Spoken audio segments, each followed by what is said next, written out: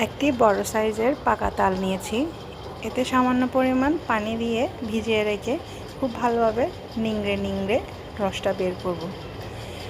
এর আগে বলে রাখি, আমি রাতে 1 কেজি পরিমাণ চাল ভিজিয়ে রেখেছিলাম নারকেল তালের জন্য কুটে রেখেছিলাম।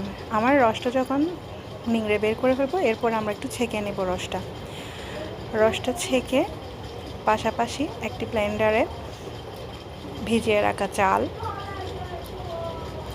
একে একে দুধ পাউডার, তারপর লবণ, বেকিং পাউডার, ডিম সবগুলো উপকরণ মিশিয়ে রসের সাথে চালটা ব্লেন্ড করে নেব। খুব ভালোভাবে ব্লেন্ড না করতেও পারেন, দেখুন একটু দানাদার থাকলেও সমস্যা নেই। আমার ব্যাটারটা এরকমই হবে।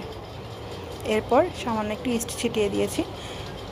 আমার ব্যাটারটা যখন ফুলে উঠবে তখন আমি একটু চিনি আর ঘিটা দিয়ে দিয়েছি। আপনারা পরিমাণ মতো চিনি দিতে পারেন। ছাঁচগুলোতে একটু অয়েল ঘি যেটা পারেন ব্রাশ করতে পারবেন দিয়ে দিলাম। এরপর আমার ব্যাটারটা আমি আস্তে আস্তে কাপগুলোতে সমান ভাগে ঢেলে দিলাম। এর পাশাপাশি আমি উনুনে পানিও বসিয়ে দিয়েছি, আমার পানিটা গরম হতে দিয়েছি। এরপর এগুলো আমি উনুনে তুলে দিলাম। আমার পিঠাটা হতে 10 থেকে 15 মিনিট মিনিমাম সময় লাগবে।